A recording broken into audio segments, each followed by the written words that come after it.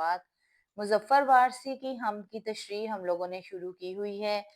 پہلے شعر کی تشریح جو ہے میں نے آپ کو کروا دی ہے۔ آج ہم لوگ ان کی دوسری شعر کی تشریح جو ہے وہ کریں گے۔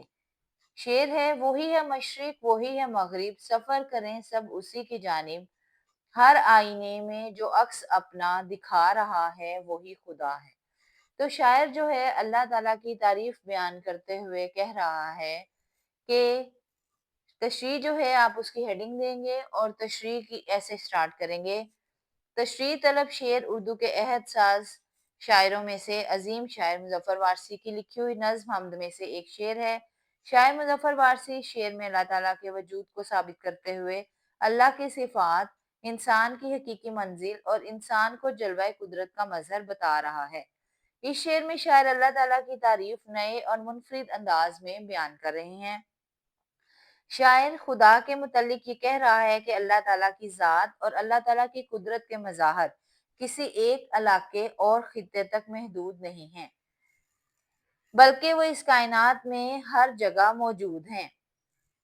اس کی قدرت کائنات میں ہر ایک کونے تک کی خبر لیے ہوئے ہے۔ ایک چھوٹے سے چھوٹا ذرہ بھی خدا کے علم سے پوشیدہ نہیں۔ مشرق ہو یا مغرب، شمال ہو یا جنوب، ہر طرف خدا موجود ہے۔ ہم اگر خدا کو دیکھنا چاہیں تو ہمیں دنیا کے ہر کونے اور سمت میں خدا کی قدرت کے آثار نظر آتے ہیں۔ اگر ہم اللہ کی ذات کا مشاہدہ کرنا چاہیں اور اس کی معرفت حاصل کرنا چاہیں تو ہمیں ہر ایک ذرے میں خدا کی ذات نظر آئے گی۔ پھولوں میں، رنگوں میں، آبشاروں میں، فضاؤں میں، چاند، سورج، ستاروں میں، آسمانوں میں، زمینوں میں، ہر جگہ اور ہر شے میں اس کی موجودگی نظر آتی ہے۔ اور آخر میں انسان کو یہی کہنا پڑتا ہے کہ کوئی خدا موجود ضرور ہے۔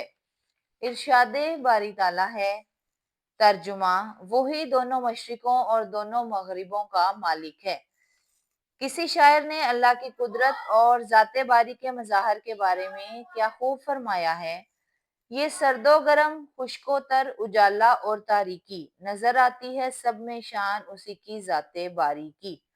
تشریح طلب شعر کے پہلے مصرعے کے دوسرے حصے میں شاعر اس دنیا میں آنے والی مخلوق کی حقیقی منزل اور مرجع کا ذکر کر رہا ہے کہ اس دنیا میں بھی اور اس دنیا کے ختم ہونے کے بعد بھی جب انسان زندہ ہوتا ہے تو کوئی بھی مشکل اور مصیبت اگر اس تک آتی ہے تو وہ اللہ کی بارگاہ میں لوٹ کر آتا ہے اور انہی عرض و معروض پیش کرتا ہے۔ اس کے برعکس جب اپنی کوئی بھی مخلوق اس دنیا میں آتی ہے تو اس کو لوٹ کر اللہ کی بارگاہ میں واپس جانا ہے۔